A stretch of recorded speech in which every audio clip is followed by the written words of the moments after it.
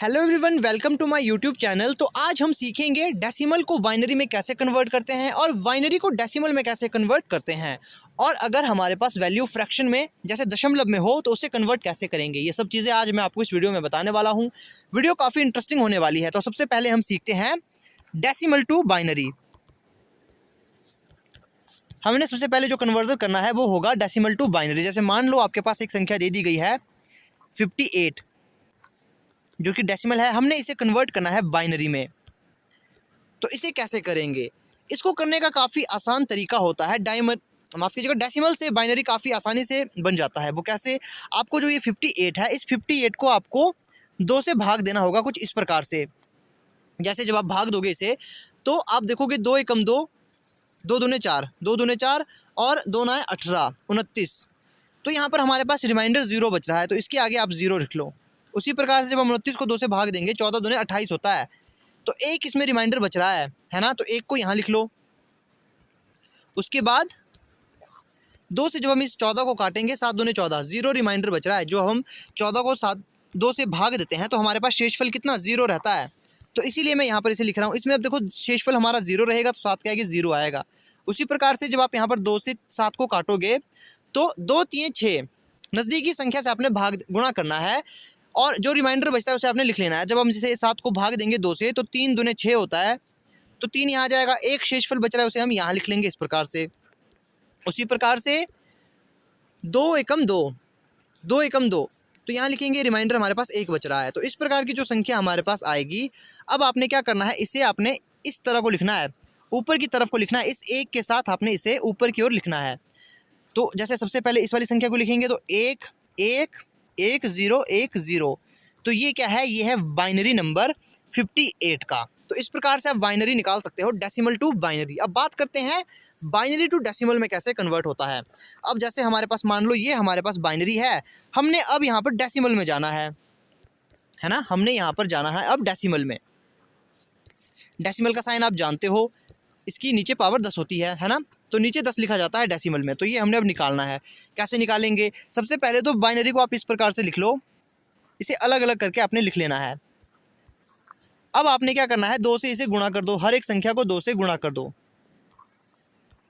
अब 2 की पावर देनी है। 2 की पावर सबसे पहले 0, फिर 1, फिर 2 3 4 और 5।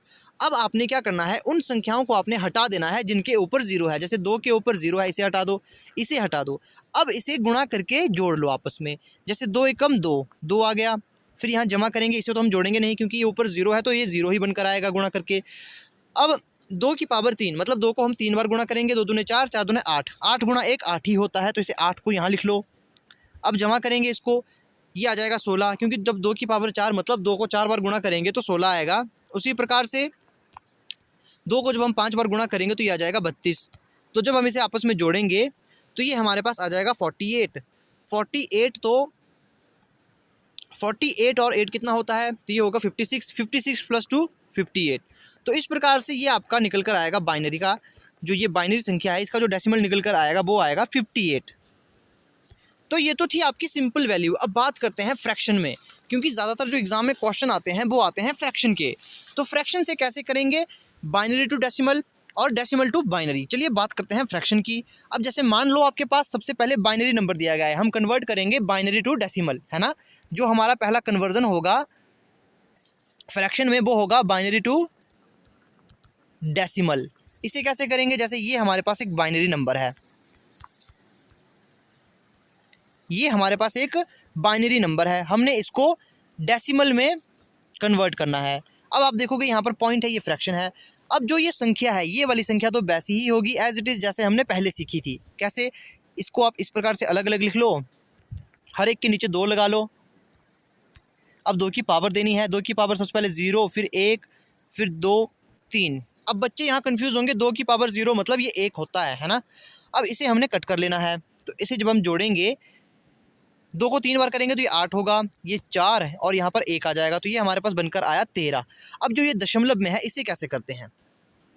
दशमलव वाली संख्या को हम यहाँ लिखेंगे, इसके नीचे भी आपने सेम 2 2 को लगा लेना है। 2 2 2 और 2, लेकिन यहाँ डिफरेंस इतना होता है कि जो पॉइंट्स के दूसरी साइड वाली वैल्यू थी, इस वाली वैल्यू में हमने इस प्रकार से पावर बढ़ाई थी, लेकिन यहाँ पर इस प्रकार से पावर बढ़ेगी, है ना। और यहाँ 0 से नहीं 1 से पावर स्टार्ट होती है। सबसे पहले -1, फिर -2, फिर -3, फिर -4।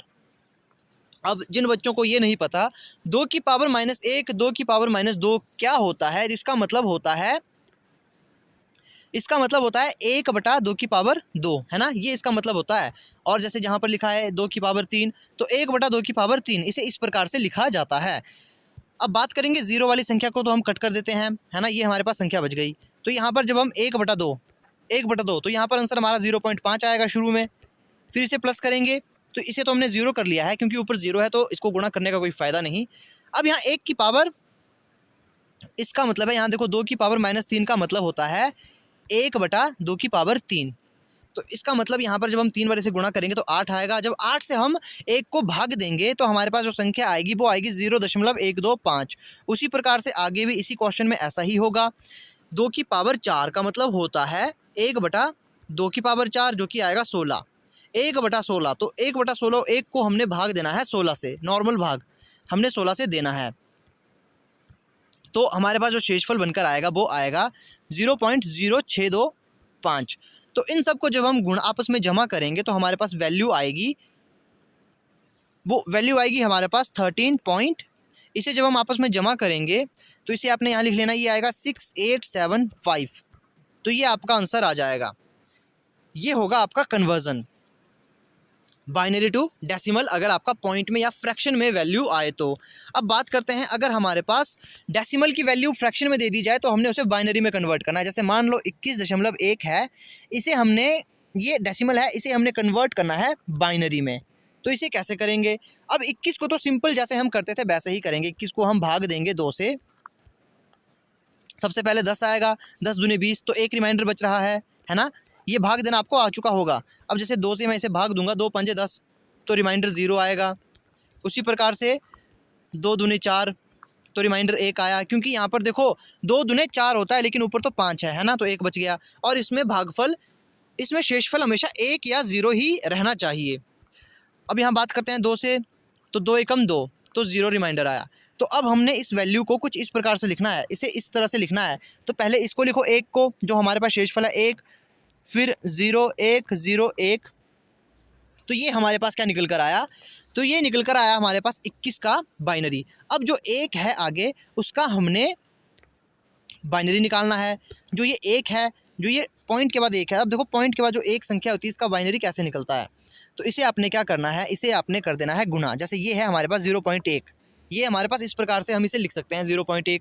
इसको आपने 2 से गुणा करना है, और तब तक गुणा करना है जब तक ये संख्या 0 नहीं होती। जब हम इसे गुणा करेंगे तो ये हमारे पास आ जाएगा 0.2, है ना। इसी प्रकार से यहाँ पर आप देखोगे, यहाँ पर हमारे पास 0 ही रहेगा। इसे मैं मिटा देता हूँ। इसको करने का कुछ अलग तरीका होता है, वो तरीका मैं आपको समझा देता हूँ। यहाँ पर देखिए, जब हमने इसको गुणा किया तो 0.2 आया। तो यहाँ देखो 0 पॉइंट के बाद की संख्या हमारे पास 0 ही है, तो इसे यहाँ लिख लो। अब 0.2 को भी हमने क्या करना है, 2 से गुणा कर देना है। और ये हम तब तक रिपीट करेंगे जब तक कि हमारे पास क्या नहीं आता, यहाँ पर 0 नहीं आता। तो अब ये आएगा 0.4। अब यहाँ 0 है तो यहाँ भी 0 ही लिखेंगे। उसी प्रकार से यहाँ भी हम ऐसा ही करेंगे। 0.4 को फिर से हम 2 से गुणा करेंगे तो ये आ जाएगा 0.8, तो यहाँ पर भी 0 आएगा क्योंकि यहाँ 0 है। 0.8 को जब हम 2 से गुणा करेंगे तो ये आ जाएगा हमारे पास 1.8, 8 दूने 16, माफ़ कीजिएगा, यहाँ 1.6 आएगा। तो यहाँ पर हमारे पास ये संख्या आ चुकी। अब इस 1 को आपने यहाँ लिख लेना है, तो यहाँ 1 आएगा। उसी प्रकार से अब हमारे पास यहाँ बचेगा 0.6 गुणा 2, इसे हम जब गुणा करेंगे तो ये आ जाएगा 12, तो यहाँ पर आ जाएगा हमारे पास 1.2। तो इस 1 को भी आप यहाँ लिखोगे, लेकिन ज़्यादा लंबा करने की ज़रूरत नहीं है। जो एग्ज़ाम में आपके पास ऑप्शन दिया रहेगा उसे आप इसे कर सकते हो, तो ये इनफ है, क्योंकि आपको बस एग्ज़ाम में ये देखना है कि कौन सी वैल्यू है जो मिलती जुलती है। क्योंकि इसे तब तक करते हैं जब तक यहाँ पर आपके पास शेषफल 0 नहीं आता। तो ये काफ़ी लंबा हो जाता है, लेकिन आप ऑप्शन में आसानी से देख सकते हो। तो इसे आप कैसे लिखोगे, इसको जो लिखने का तरीका है, इसको लिखने का तरीका बिल्कुल एज इट इज़ ऐसे ही रहता है। इसे आपने नीचे से ऊपर नहीं लिखना, है ना। तो हमारे पास जो कन्वर्जन इसका जो आएगा वो आएगा 10101.00011। तो ये हमारे पास इसका कन्वर्जन निकल कर आएगा। तो इस प्रकार से इन क्वेश्चन को किया जाता था। ये थे आपके binary to decimal, decimal to binary. अब हम नेक्स्ट वीडियो में सीखेंगे ऑक्टल टू बाइनरी और बाइनरी टू ऑक्टल कन्वर्जन, और फ्रैक्शन वाली वैल्यू भी हम उसकी सीखेंगे। आई होप आपको ये वीडियो अच्छी लगी होगी। तो मिलते हैं आपसे नेक्स्ट